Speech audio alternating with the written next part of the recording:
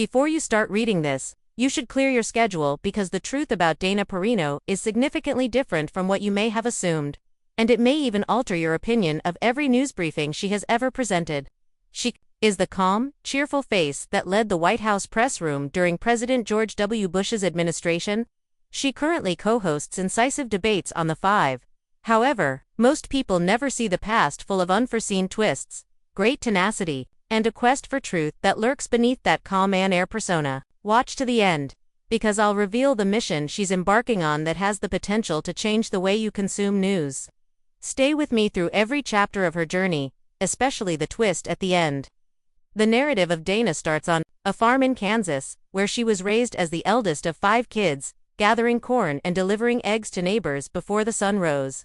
Her father, a volunteer firefighter, taught her responsibility and discipline, while her mother, cultivated in her a love of learning. Dana, who would soon become the face of national politics, chose to major in English and minor in political science when she went for the University of Denver at the age of 18. Senior press officers took notice of Dana's ability to raise challenging questions of policy advisors and sports team sponsors during her internship at the White House. Dana rose to the position of deputy press secretary by her mid-20s, writing speeches and answering questions from closely watched reporters. She was grilled about agricultural subsidies in one notorious exchange, later noting, "My cheeks were burning, but I knew every grammar rule in the books."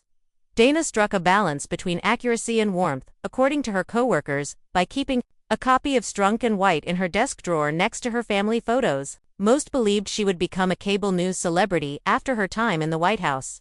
However, Dana shocked everyone by leaving live television to pursue a master's degree in diplomacy for 3 years, during which she studied Arabic, worked in embassies, and negotiated the distribution of vaccines in West Africa.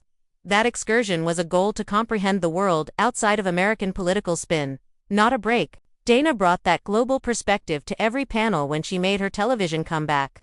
First on Fox News, and later co-hosting The Five. She advocated for answers rather than sound bites, contextualized Middle East issues, and challenged speakers on humanitarian crises. The change was apparent to the audience. Her questions were more pointed, her observations were more significant, and her signature smile had a steely undertone. As viewers preferred substance to showmanship, ratings increased, and advertisers noticed. However, Dana's next chapter takes her off-camera once more. So if you thought her narrative ended with primetime success, think again. She subtly introduced the Press for Truth campaign this month, a nonpartisan training program for local journalists who are under political pressure and budget constraints. It is supported by grants and donations and offers fact-checking networks, legal assistance, and safety training for reporters working in dangerous situations. In 30 states, Dana's team has already enrolled 1,200 journalists, guaranteeing that small-town newspapers can continue to hold school boards and city councils responsible. The farm girl who was taught the truth by her family is now preparing the next generation to share it, so it's a full-circle moment. What can we infer from the unknown narrative of Dana Perino then? First of all, detours can be powerful sources of perspective rather than being mere diversions. Second, genuine public service occasionally takes place away from the spotlight. Third, the best journalism can do in a world of quick soundbites is to provide rich context. Here is your call to action if Dana's story moved you. Subscribe to a local newspaper to support local media. Give to the Press for Truth campaign at pressfortruth.org. And share this video with #TruthTraining to start a discussion about the future of high-quality journalism.